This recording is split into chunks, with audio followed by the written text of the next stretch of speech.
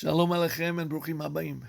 Moshe Lagnado here, speaking under the auspices of Kolel, Baruch Ahavat Yisrael in Southern California, and Shari Tzion in Brooklyn, New York. This week we'll be reading Parshat Eikev. And in Parshat Eikev, we have a unique mitzvah, the mitzvah of making a bracha. What bracha? Birkat HaMazon. After we eat and are satisfied, the Torah tells us, bless God. Va'achalta v'savata uberachta. That is the only clearly stated bracha in the Torah. When I eat my bread, before I eat it, I say hamotzi. That's rabbinic. When I have an apple, I say borei pe'etz. That's rabbinic. When I do a mitzvah, I put on my tefillin or my talet, and I make a bracha la'aniach tefillin, litatev v'sisit. All rabbinic. Oh, we are not downplaying those brachot at all. But there is a difference, and we can give you a very simple, basic difference. When I have a question, I'm putting on my tefillin, and I don't remember, did I make a bracha or not? Don't worry, put on the tefillin without a bracha. Once I have a question, I am relieved from the bracha. But when it comes to Birkat HaMazon, I've been eating, and all of a sudden we start speaking at the table, and I forget, did we say Birkat HaMazon or not? Even though we have a question, we must go back and repeat Birkat HaMazon and say Birkat HaMazon out of safek, out of question. My friends, that is agreed by everybody. That when I eat a meal, v'achalta v'savato berachta, that there's a mitzvah, the oraita, to say a bracha, which we call Birkat HaMazon. But there are rabbis who infer from a Gemara and from a pasuk that there's another bracha which minat Torah. And what is that bracha?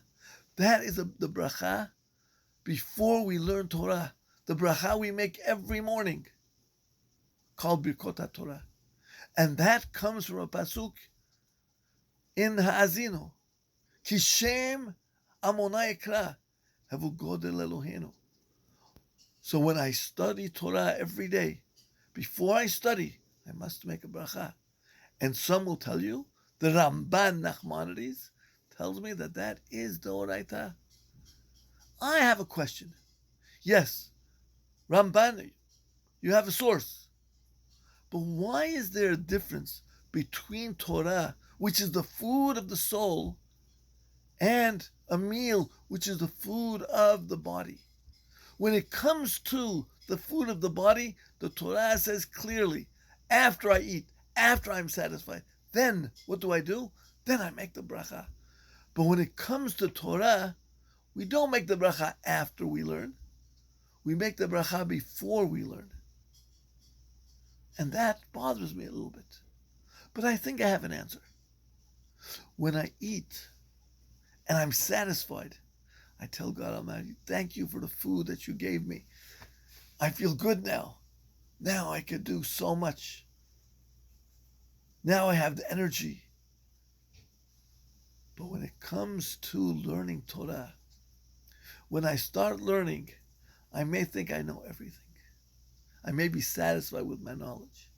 But once I study and I put my mind to the task of learning Torah, then I realize how little I do know. So after I finish studying, yes, I enjoy the studying immensely, but I wake up to my ignorance. So I'm not satisfied with my learning. I'm waiting to be able to continue my learning.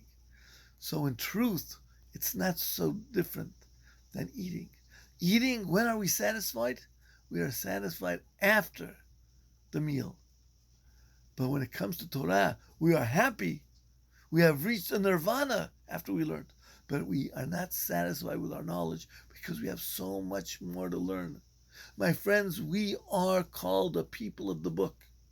Not because the book is about us, the Torah is about us. We are called the people of the book because we spend our lives, all our free time, studying that great book, the book of the Torah.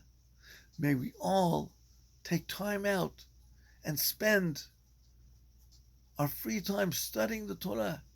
And Be'ezrat Hashem, we'll reach a level of ecstasy. And we'll also reach a level that we realize how little we know, and then we can appreciate the Torah, and that with that zechut, with that merit, may Mashiach come and bring us a complete Geulah. Shabbat Shalom.